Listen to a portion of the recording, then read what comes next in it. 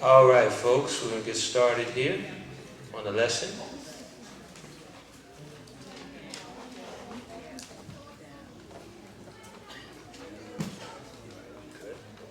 All right, the lesson here is going to be a lesson about gluttony, the rarely confessed demon.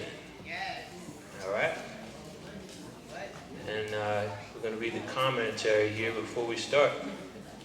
This is a lesson that is often not spoken about in churches, and it's a shame because it's one of the, lessons that's definitely needed, especially when it comes to dealing with sicknesses and things like that. A lot of times we don't equate our sicknesses to what we're ingesting. And not just what we're ingesting, the rate in which we ingest it. Okay? So we're going to go into this real quick. We're going to read the commentary here, and then we'll get into it. Read that, please. Commentary. This is one lesson you will rarely hear within a church. And even less will you hear and confess in the world. Can you hear me?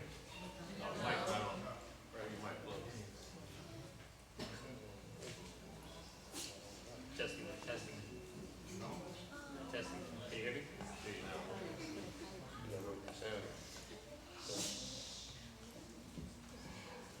All right.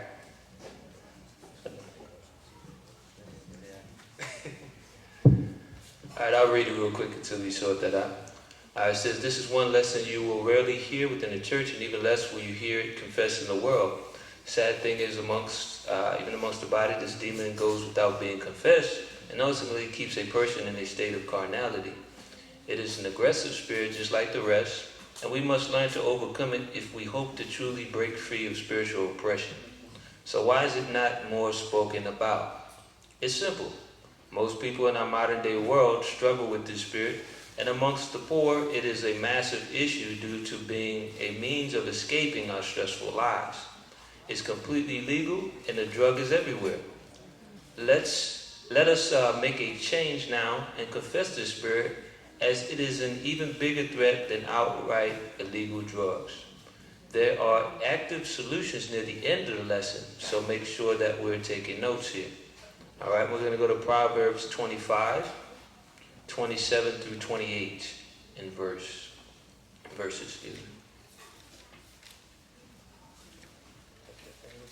Testing. Can you hear me? Yeah, can you hear me? About it? Can you hear me? A little bit more? Just raise it up. How's that? Testing. All right. This is Proverbs chapter 25, verse 27. It is not good to eat much honey. So for men to search their own glory is not glory. He that hath no rule over his own spirit is like a city that is broken down and without walls. All right, so it's making a point here. Look, even honey, which the Most High put here for healing of the body, and it can be unhealthy if done in excess. All right, so that's one point here. But the next point here is it's telling you, look, if you don't control, and I'm going to read this verbatim here. If you don't control your spirit, a demon will control it and can destroy it with whatever you give it through excess. That's why, you notice when you going through depression and stuff, you want the worst kind of foods. You don't say, you know what, I'm going to eat healthy now. No, usually you want the worst kind of foods. Why? Because they help you to be detached from the Most High. You start eating the junk. The stuff so processed is not a single thing in it natural at all.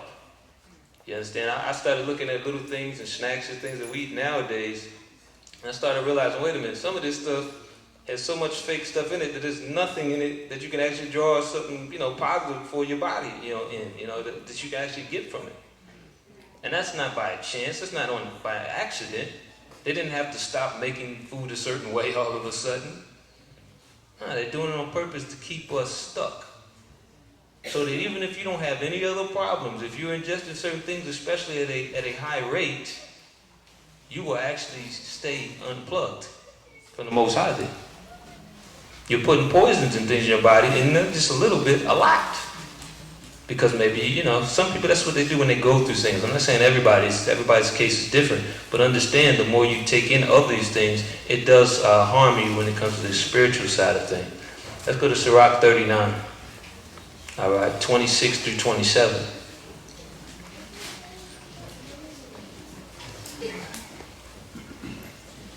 Sirach 39, 26 through 27.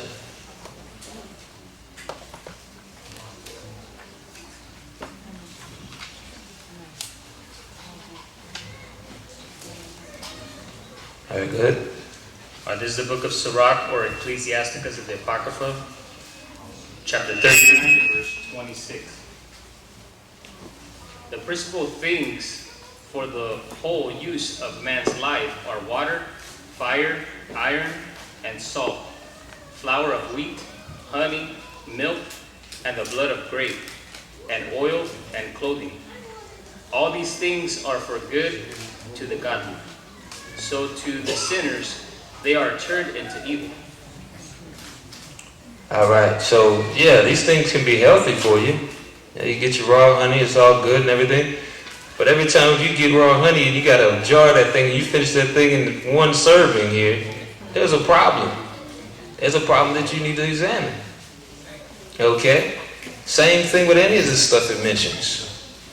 It says, look, milk, all that stuff, it's cool and all. Now, I'm not talking about this processed mess they done made. But, if you're someone that's in the throes of demons, you're going to take it too far. Okay? It says, in the blood of the grape, you're going to become an alcoholic. Where someone else, they take a sip and they good. Okay? Proverbs 23, 17 through 21. And it's funny, when we look at society, it's actually promoted us eating. And look, let me make it clear. You have your feasts, you enjoy yourself. But it can't be your everyday thing to be feasting all the time. Okay? I've said this before. You have people, I was, back in the day I did the personal training thing. And I know how it is. You have people that go, they work out a little bit. And then they'll say, you know what, I deserve this. It was their first workout. I deserve this. Right? And then it just starts to cycle. Right back to the old self that quick. The New Year's resolution and all that went out the window that fast. Because I said, I deserve this today. And they go to the junk.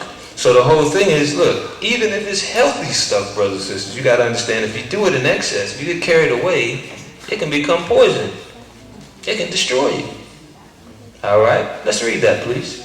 Proverbs. This is the book of Proverbs, chapter 23, verse 17. Let not thine heart envy sinners, but be thou in the fear of the Most High all the day long. For surely there is an end, and thy expectation shall not be cut off. Hear thou, my son, and be wise, and guide thine heart in the way. Be not among winebibbers, among rioters, eaters of flesh. For the drunkard and the glutton shall come to poverty, and the drowsiness shall clothe a man with rags. All right, that's pretty clear. Because if you spend all your time in these kinds of practices, which a lot of us did in the world, and sometimes we still get caught up now, you can't expect to have money long. You are where your heart is. If you're doing these different things, like, if you were a whoremonger and all that garbage, look, you're going to spend your money on the things you shouldn't. And you're going to be broke before you know it. In fact, you're going to prioritize backwards. Before your own family gets stuff, you'll be worried about spending it on your foolishness. So the whole thing is, it all comes together. It says, and drowsiness shall clothe a man with rags. That's another thing. When you're overeating, you're tired. You're going to be tired all the time. Okay, you're eating the wrong things. For surely, and I'm going to go back to 18. For surely there is an end, and thine expectation shall not be cut off. Meaning, look, understand that there's a judgment to this. And these things are actually bullet points that are not spoken above, even though you're going to be judged by those same things. Okay, so we'll take that in, process that. The thing that we're teaching today is actually in the law. Okay? Because you have to remember, your body is a temple. The Most High gave you this body to treat it with the utmost respect. Okay? So that's why you have to watch it too. 1 Corinthians 6, 19 through 20. I think we sometimes also try to get this thing in our minds, well, at least it's not smoking, or it's not this or not that. That's just the adversary playing with your mind, giving you an excuse to keep in something that you know has never been good for you. So that's the thing. It's high time to wake out of sleep and hear it the real way it is. We must even look out for these little parts of our lives because they keep us, short of our goal. All right? Let's read that, please. This is the book of 1 Corinthians chapter 6, verse 19. What? Know ye not that your body is the temple of the Holy Ghost, which is in you, which ye have of the Most High, and ye are not your own? For ye are bought with a price. Therefore glorify the Most High in your body, and in your spirit, which are the Most High. Right. So even in your body, you must glorify the Most High. In every shape or fashion. That's why you're not supposed to be out here dealing with the spirit of harlotry and all that confusion. This body is not yours. It would not exist had the Most High not put the designs to have it exist. So the whole thing is you have to respect what he made. All right, let's go to Deuteronomy 32, 9 through 18.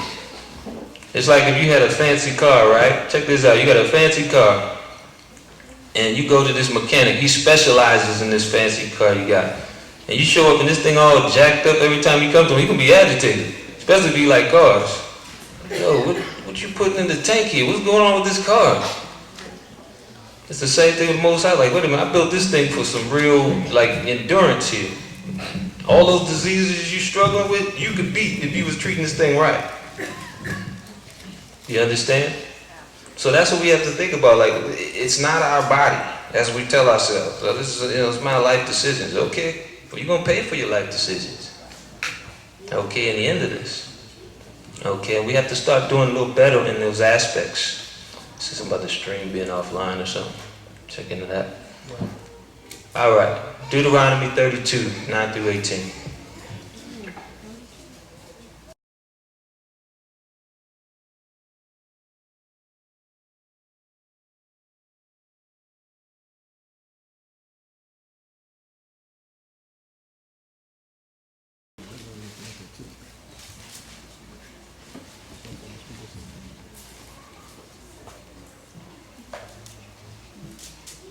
All right, let's go. Deuteronomy 32 and 9 through 18. It says, for the Most High's portion is his people. Jacob is the lot of his inheritance. He found him in a desert land and in the waste-howling wilderness. He led him about. He instructed him. He kept him as the apple of his eye. As an eagle stirreth up her nest, fluttereth over her young, spreadeth abroad her wings, taketh them, beareth them on her wings. So the Most High alone did lead him, and there was no strange God with him. He made him ride on the high places of the earth, that he might eat the increase of the fields. And he made him suck honey out of the rock, and oil out of the flinty rock. That's deep, because that's in, if you read that one in Jasher, it tell you that we were protected like that. There was a time when we were in Egypt when they were trying to kill us, and our women were putting the babies out in the field at this time, and it actually, the ground opened up and would take the baby down in there and protect it. Okay, and that was the two things they had in their hand was a rock, for that was two different things it mentioned. And the baby was feeding off of that. That's in Jasher. That's why I was joking. I used to joke back in the day, like, guess who the first Cabbage Patch Kids were? Hey, think about it. If you don't know, that's a big thing in Egypt. Cabbage. In fact, they're huge over there. Not like these little things we see. All right? So, let's see. It says, butter of kine, verse 14, and milk of sheep, with fat of lambs, and rams of the breed of Bashan, and goats, with the fat of kidneys of wheat. And thou didst drink the pure blood of the grape.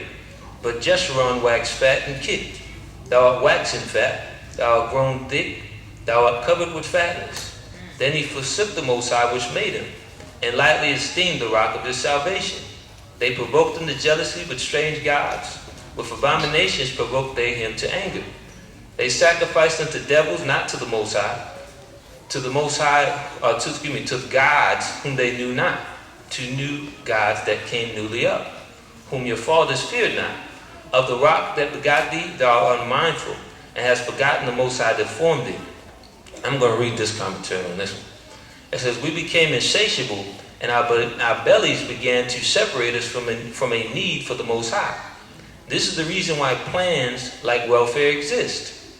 Like the expression goes, the way to a man's heart is through his belly. We figure without saying it openly most times, well, life is good, I'm eating, my kids have clothes on their back, and so forth, and then we never go further to examine the one thing that matters before all of those blessings. The Father is put to the side, and we look to follow the gods of those who have given us the mindset of the American dream. This is done both consciously and unconsciously, through indifference when witnessing the sinful ways of this world. Let's go to Deuteronomy 21, 18 through 21.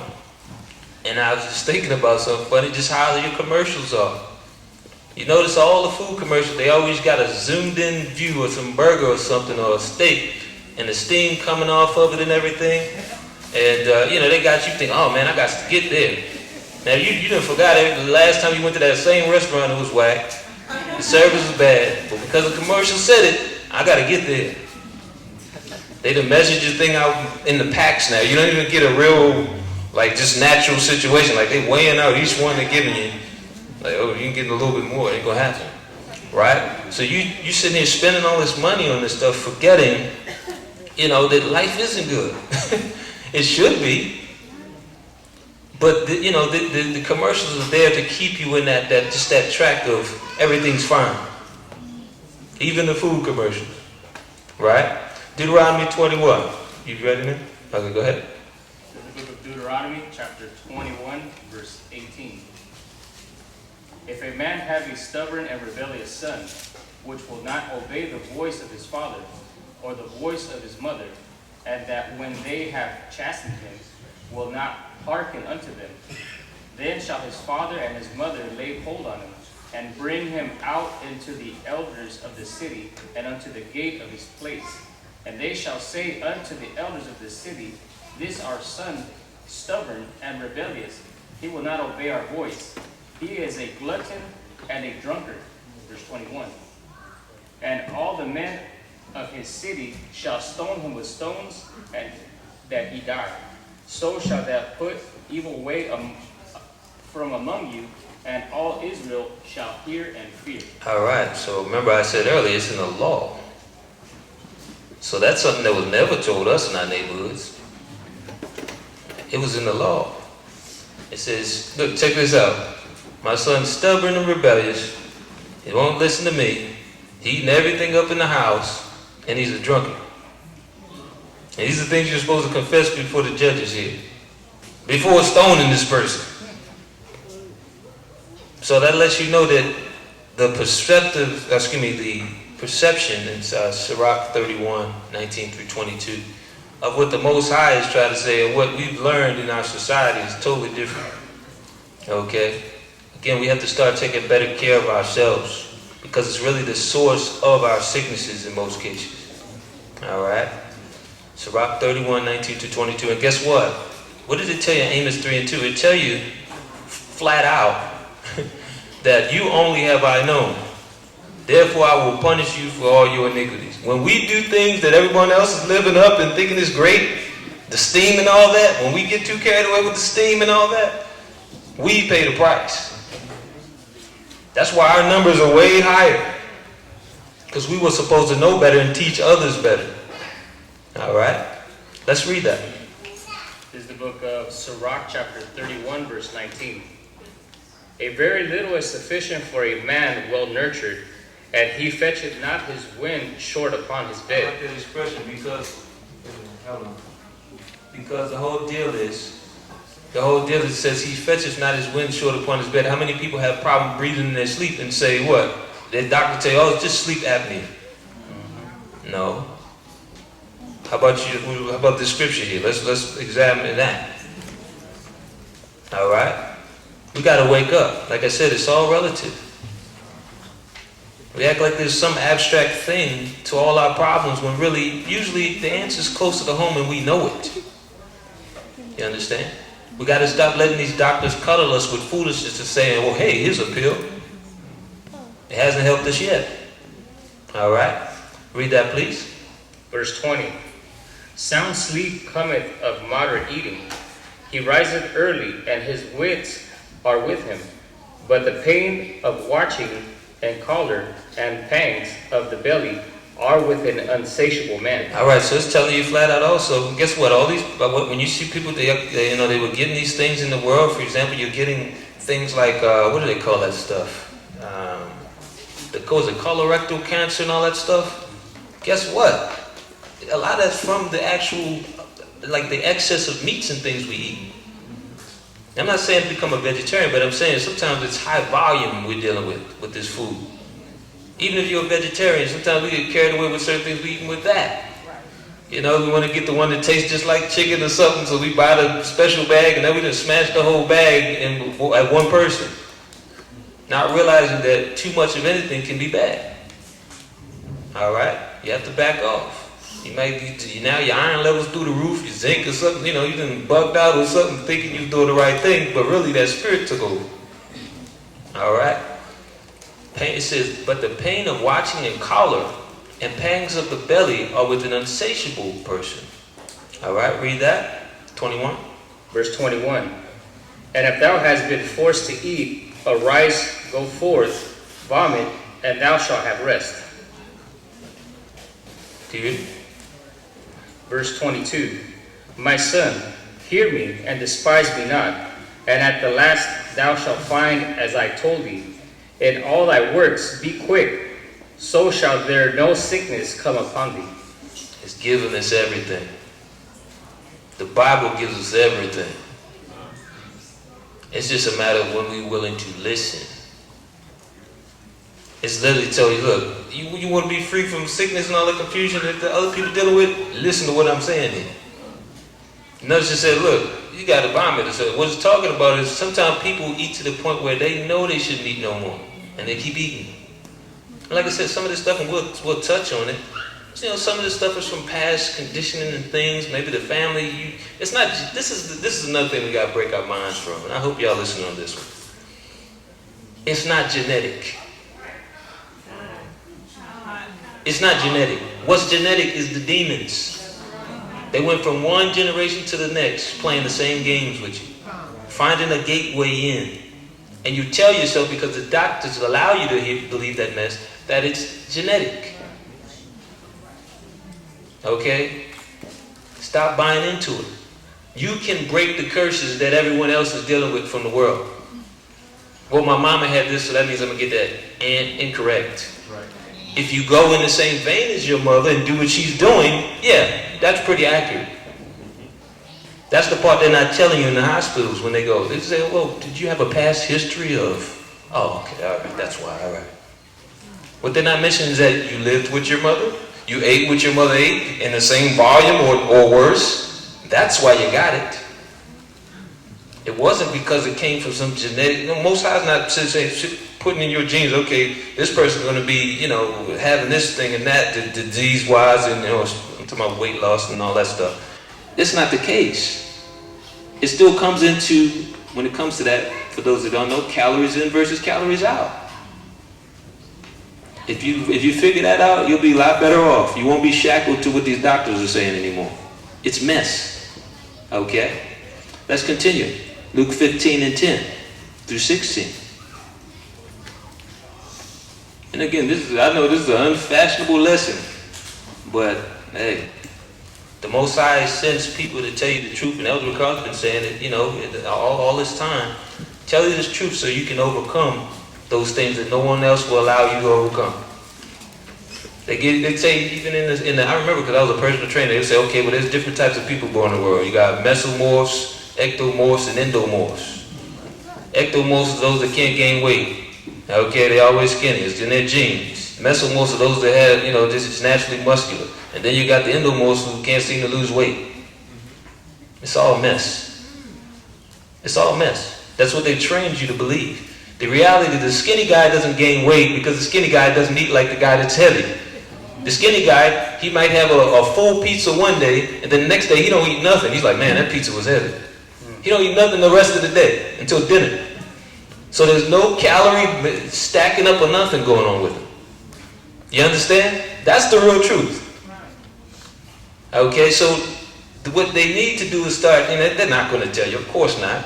They make money off of having you believe that it's some special workout plan you need. Okay? They make money off this, so they'll never tell you. They'll tell you it's genetic. No, it's not. You can overcome anything. You just got to start letting the devil get the best of your goings. All right? You are not subject to what your dad or your mom was subject to. Yes, your muscle shape may be what theirs was or whatever. That's design. But we're talking about stuff as simple as, calories. Understand what's going on there. All right? Luke 15 and 10. What did we go here? Okay, go ahead. This is the book of Luke, chapter 15, verse 10. Likewise, I say unto you, there is joy in the presence of the angels of the Most High over one sinner that repenteth. And he said, a certain man had 2 sons, and the younger of them said to his father, Father, give me the portion of goods that falleth to me. And he divided unto them his living.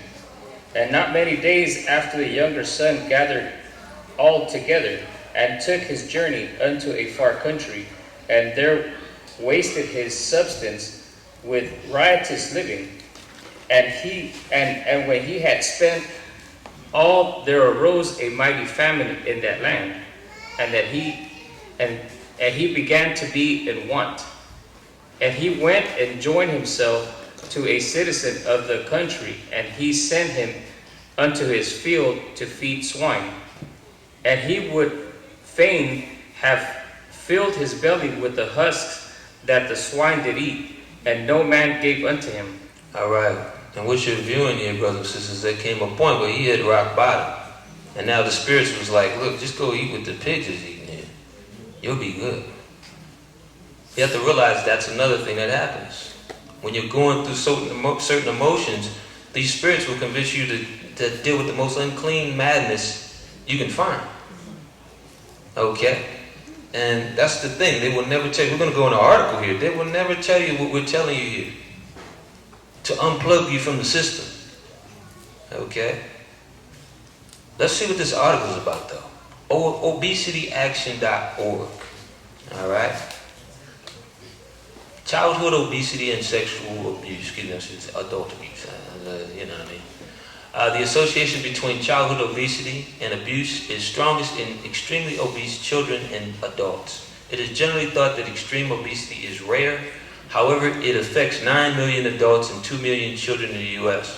The statistics of child abuse are just as alarming. And you know what I'm saying. I'm just leaving out the word for the children's sake here. The CDC reports that approximately 1 in 6 boys and 1 in 4 girls are abused before the age of 18. In 2005, the U.S. Department of Health and Human Services reported that 83,600 children were abused. Sadly, extremely obese children who have histories of abuse may be more common than we think. And I want to say this too. I'm not saying all of them. We're just reading the statistics here, folks. Don't read here.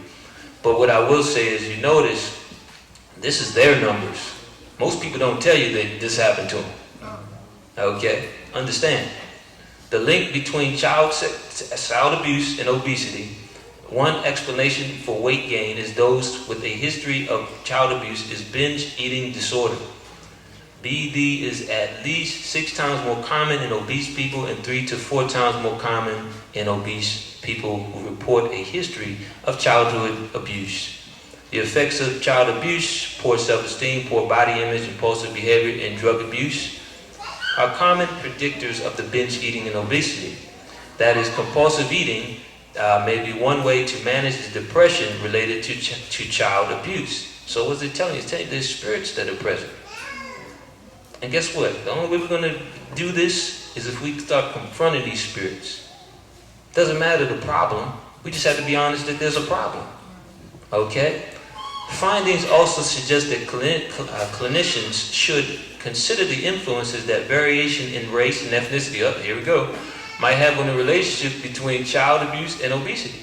For example, one study found that black women often experience difficulty asking for emotional support. This, combined with a trauma history, emotional withdrawal, and eating for psychological reasons, is highly associated with binge eating. Other factors in the connection between child abuse and obesity, along with eating disorders, might include a desire to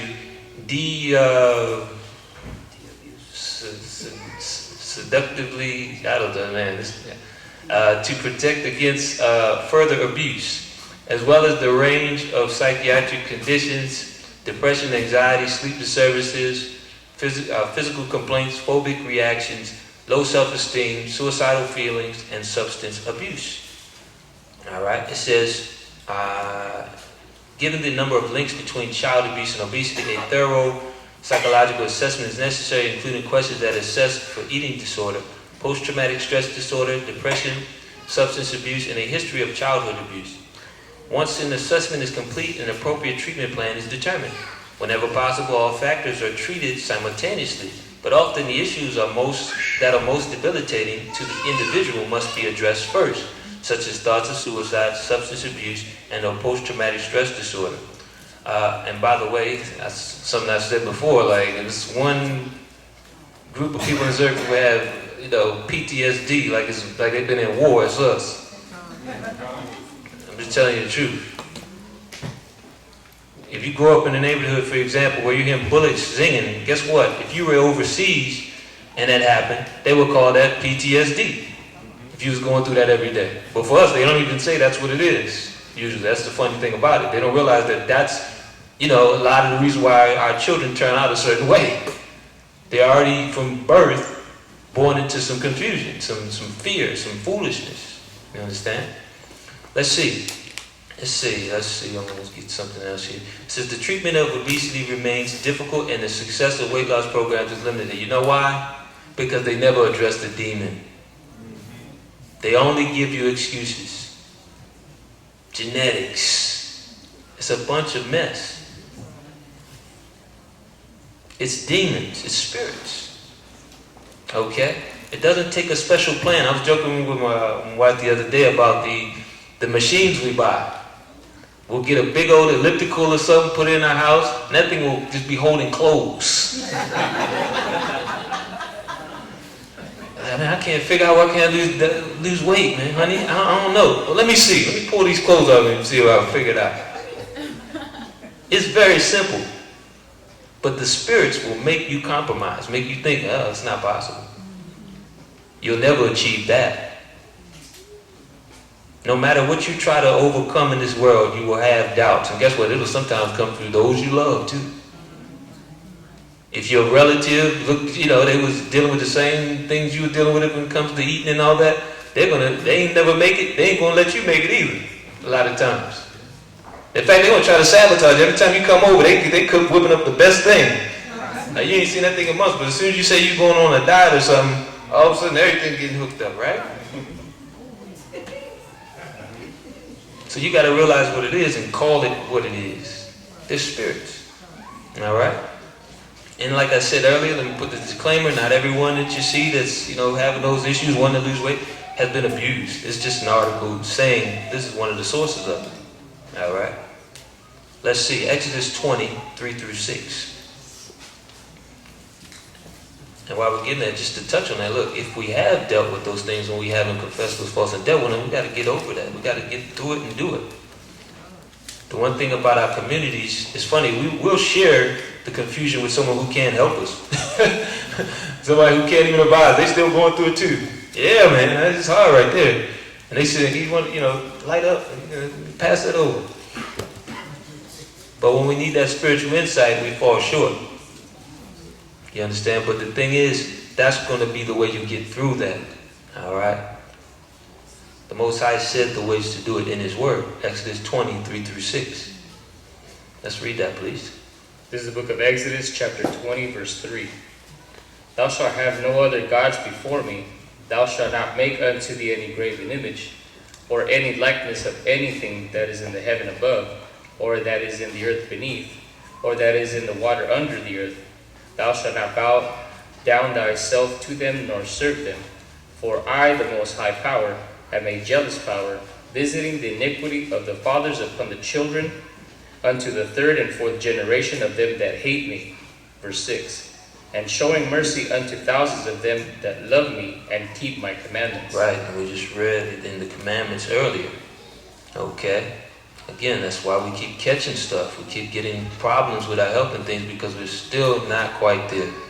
It's a process, don't worry, I understand that, but understand it's also a big part of the process too.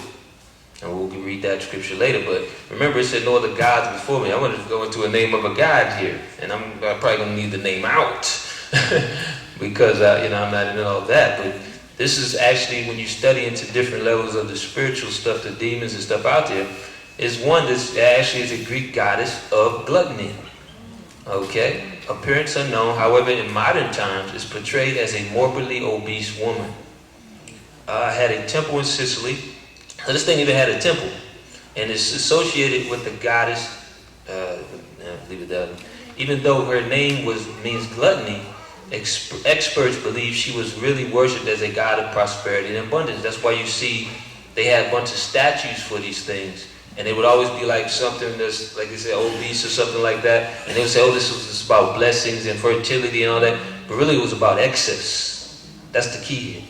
It says unknown, possibly causing people to overeat and become obese. Unknown, possibly defense against it. Look at this is the defense. Unknown, possibly exercise of moderate eating. And confessing your faults and deal with the Most High. That's the real way it works. Because you're not going to deal with those things long term usually unless you do so. Even people in the world, that's the thing. When they would start to overcome certain aspects of things, they first went to some kind of psychologist or something. So it's still that part of the process of confessing those faults. Okay? But what about the long term? That's why you have to deal with the Most High. It's about the long term, not just an initial spark of doing these things. Let's see. This is another, to connect in what we just read there. It says, I'll say this one here, just so we know. Dionysus was the Greek god of wine, parties, festivals, celebrations, madness, chaos, drunkenness, and ecstasy. He therefore represented not only the intoxicating power of wine, but also its social and beneficent influences, which led him to be viewed as the promoter of civilization and lover of peace. Yeah, right. He is often represented as the protector of those who do not belong to conventional society, and therefore symbolizes everything which is chaotic, dangerous, and unexpected, which can only be attributed to the unforeseen actions of the gods.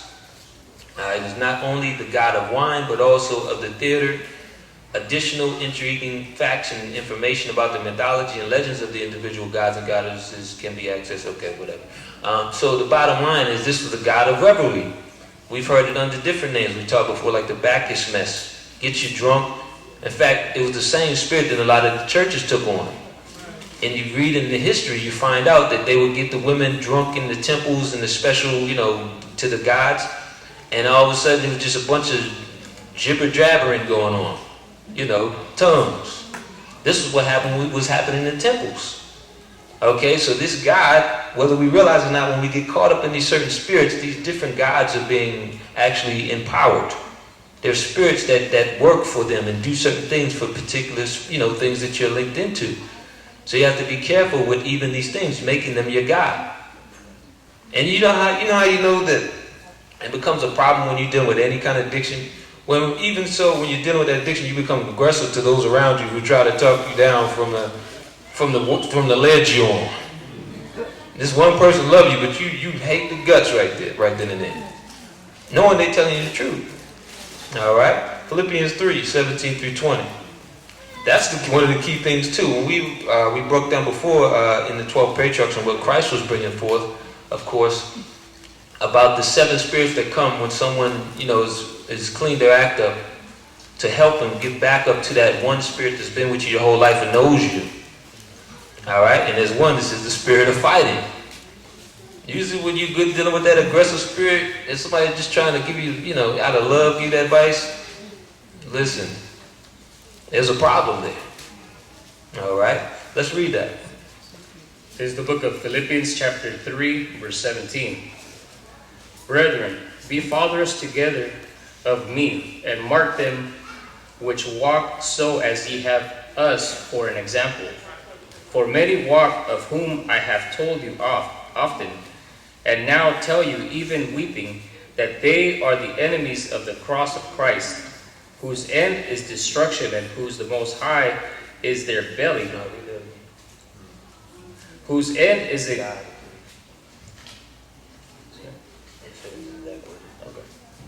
whose end is destruction, whose God is their belly, and whose glory is in their shame, who mind earthly things.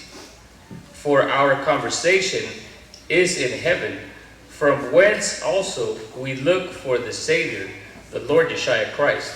All right. So that's a key part. That's why I wanted to say it again there, because it says that God is their belly. A lot of times people are only as good as their flesh. And that's a problem too. Because we have to transcend this in order to get in this kingdom. Because your flesh will deceive you a lot of times. Well, I really need this. This is what's going on in your flesh. I really got to have this. So I'm going to have to alter this truth a bit. So I can get it. Okay? That's the whole thing. But that's not the doctrine of Christ. You have to transcend this foolishness in the flesh. All right? Now, here's some constructive things here. What can we do now? All right? Number one, go to the elders of the church and confess your faults and discuss a plan of attack to overcome the things that cause the backsliding. And this is with any addiction, folks. And we gave a reference there, James 5:13 through 17. Let's go there real quick. James 5:13 through 17.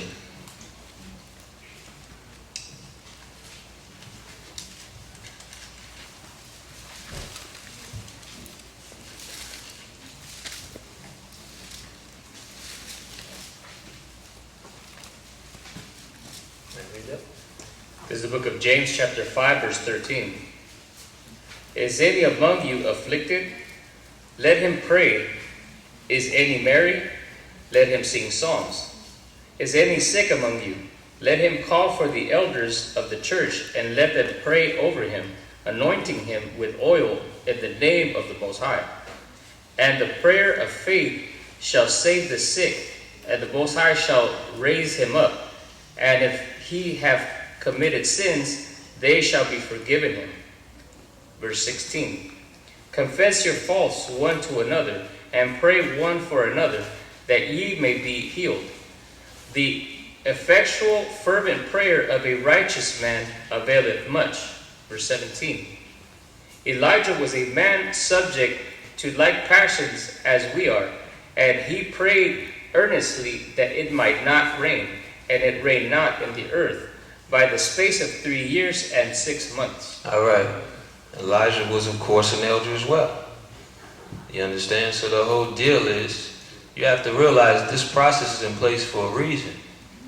You deal with your confession of faults and be honest about it. Not trying to skirt the truth, hoping that, you're not going to have an opinion come back to help you. Because that's the real, sometimes we don't want that. We want to say it, but at the same time, we're hoping we get a break with the Most High before we have to actually put out the truth about what's going on there fully. Well, it's not going to work like that. You got to come with it. You got to be honest. Okay, this is what I'm battling right now. Okay? And it'll work. You just have to believe. It will work. I've seen it. It's just a point. It comes to a point where you got to realize, look, there's nothing that you're doing that hasn't been done already. All right? But as long as the spirits can keep you in that thought process that you got something unique going on, the healing ain't coming. Especially when it comes to breaking addictions. You got to face them for what they are. When Christ was casting out demons, he asked for the name of the demon. The stronger ones, he had to get an identification card on. Like, who are you? You understand? It's not just nice stories. This is the way you do it. All right? Let's go to the next bullet point here. It says, number 2, find those who would be willing to actively fight back through things like exercise and going to walk or something else proactive. All right? Not the negative people. You gotta, sometimes they bring even more spirits around. Not the negative people. Find somebody that's, actually willing to build here. And it's like, okay, yeah, let's do something positive here. It says, find other things to occupy your time, like a book club or something. Find something to do, folks. I don't know how many languages there in the world, but there's thousands of them. Learn a language or something if you do something with your time. All right? Because sometimes we're sitting around being idle and looking at this movie and that movie, let's be real. It brings in those spirits. Gets the flesh going, because it seems like every other movie you watch now is straight out of the flesh. It's crazy. And now you're back where you started and wondering how you got there. Now, you remember a week ago you watched that movie? Oh yeah, that was it. It's relative. Let's see here. It says set up a schedule to fast. That's a good idea. That way you are more organized with it, and put it in a place where you will see it and be reminded. So sometimes you got to set it up. Some people need more organization in their life. That's the bottom line. Okay, so that you don't now make an excuse not to do it again. All of a sudden there's some other thing that comes up and now you know you need it, but you don't do it. All right? Next thing, it says just say no. That's true. As simple as it sounds, it can be very hard, but the more you are able to do so, the easier it will get. Turn and walk away in the opposite direction. 6. When visiting others who you know have a similar problem, bring your own healthy alternatives and notify the person prior so that it's on record what you are attempting to do for your own accountability, and also so not to offend the person. You don't want them with a mountain of food and you sitting here, you know you can't even have a drop of this stuff. You understand? And now they're going to be offended. They went through all this trouble. All right? Let's see. The most important of all is to always pray, and if need be, set alarms to make sure you don't forget to.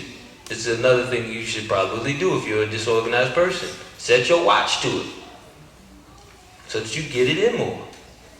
There's nothing wrong with that.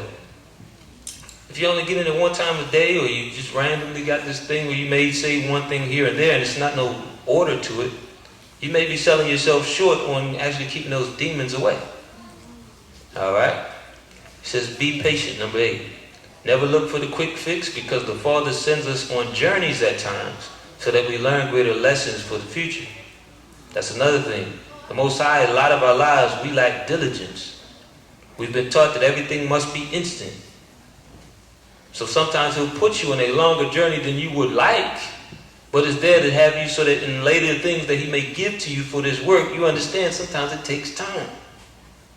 But you have to be consistent, right? Next one, schedule other things like meals. Write down what's for dinner before the time so that reasonable choices can be thought out.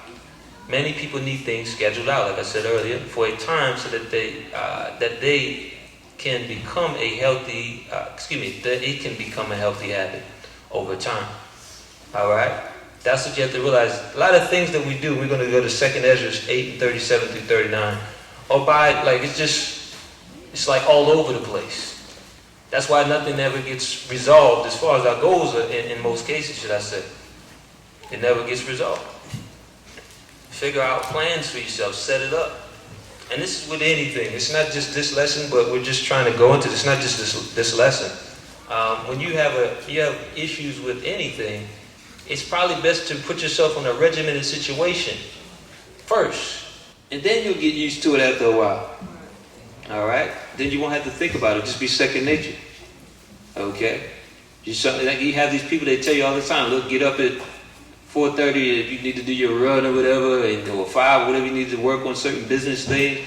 After a while, you just do it. You understand? Let's see. Read that, please. This is the book of 2nd Ezra, chapter 8, verse 37. Then answered he me and said, some things hast thou spoken aright, and according unto the words it shall be. For indeed I will not think in the disposition of them which have sinned before death, before judgment, before destruction, but I will rejoice over the disposition of the righteous, and I will remember also their pilgrimage and the salvation and the reward that they shall have. All right. So he said, look, for indeed I will not think on the disposition of them which have sinned before death, before judgment, before destruction. So look, Don't worry so much about what everybody else is doing in this world. The Most High's not even thinking about them. You understand? Let it go. Forget about what they're dealing with. Okay, it says, but I will rejoice over the disposition of the righteous. And notice what it said next. And I will remember also their pilgrimage. So the journey you went on, the things that you overcame, at the end, it'll be honored. It's going to be that one thing that you just didn't get over that's going to keep you out of heaven. Or should I say the kingdom? It's going to be one thing. But also it's going to be that one thing that a lot of people, guess what? They're going to overcome and be like, yeah, I finally did it. That's what they want to keep us away from with all these doctrines out here. And I say doctrines because that's what they are, doctrines. I'm talking about in the world. This mess they give us to keep us from going too far. It's in your genes. Don't even try. Here's a pill. It's within everybody's capability, and that's what I want to express here today, to get over whatever problem you have. And anybody telling you otherwise is a liar. The Most High said all things are possible with Him. All right? So with that being said, that's the lesson for today. And we're going to move on to the questions here. Hope that was a blessing for you all. And let's try to see if we can pass the mic around a little bit here. Praise the Most High. Praise the Most High.